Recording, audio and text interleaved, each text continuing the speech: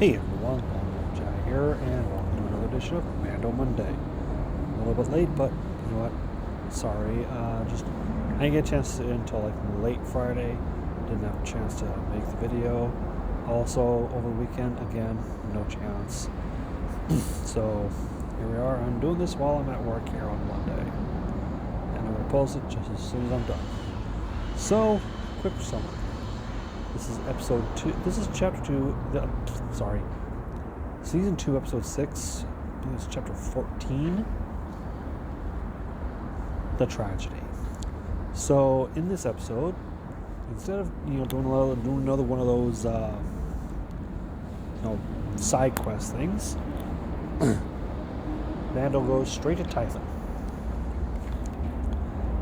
He lands just outside and takes little Grogu to where he saw, because he saw it at first from the sky in the Razor Crest, and he was like, okay, we're going to go the rest of the way with the windows down. So he flies with his jetpack and places them on a stone, and a ship comes in, but not just any ship, Slave One. So I was like, oh shoot, Boba's coming. So after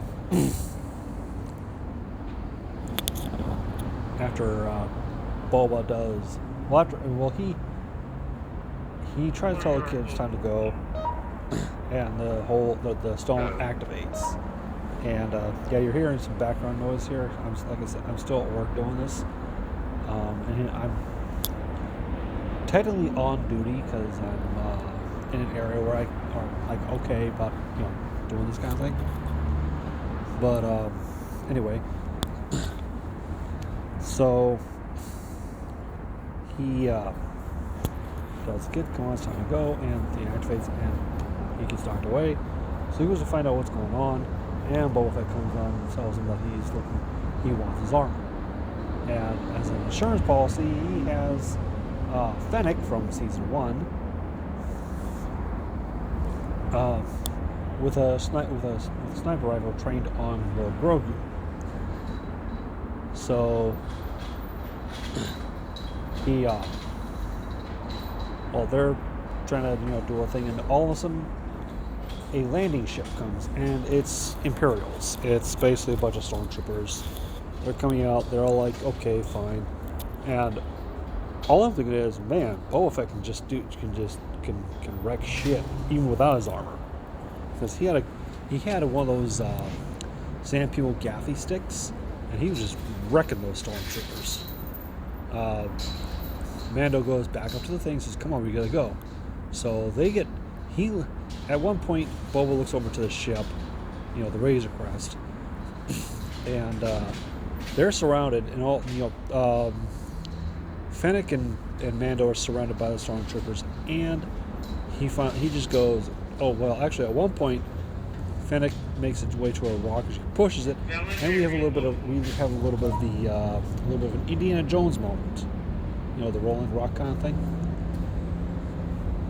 So next one we have he's surrounded, and all of a sudden Mando goes, well, all of a sudden a little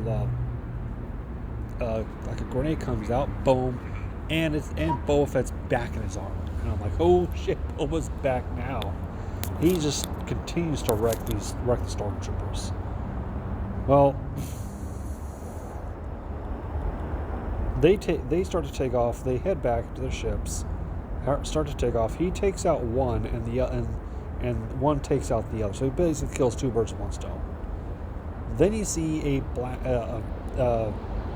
some kind of blast coming from the sky, and it takes out the Razor Crest. So bye Razor Crest. I'm like, fuck. So I was this episode had me going. Okay, it was just nonstop. So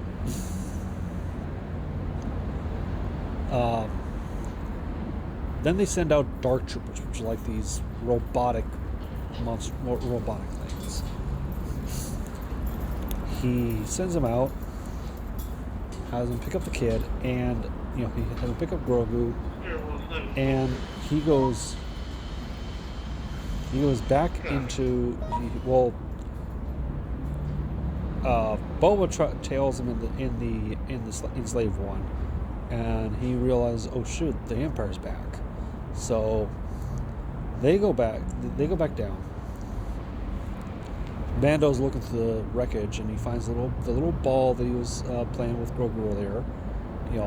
Because at the beginning of the episode, he's sitting there, like trying to do the whole.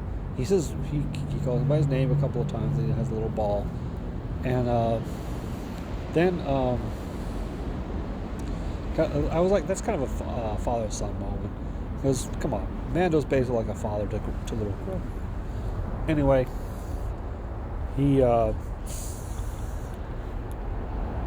then finds the Beskar spear that he got from the previous episode, and then they take off in Slave One and land on Navarro, where he goes up to. He finds Cara Dune. Cara Dune's an official Republic Marshal of Navarro, and he says, "I need your help finding someone."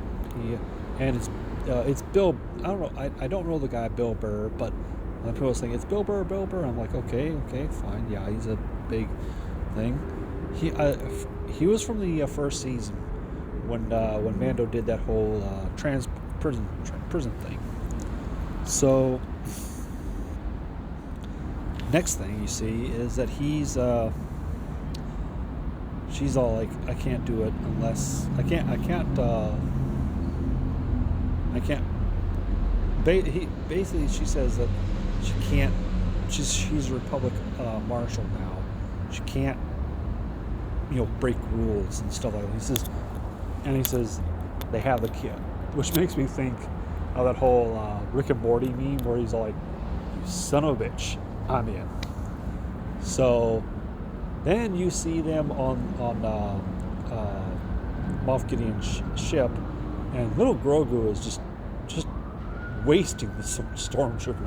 He's just shoving them up against the walls, choking them, and eventually Moff Gideon shows him the Darksaber. Then he has them he has the stormtroopers stun him. So I'm like, and he hasn't put him in shackles, and I'm like, oh boy. To which I'm like thinking to myself, okay, when he blasted the Razor Crest, I was like, dick move, Gideon. Had the Dark Troopers take little Grogu, again, dick move. Then when he did what he did to little Grogu, I was like, okay, you are so effing dead. Okay? Because I'm pretty sure they're going to go after him.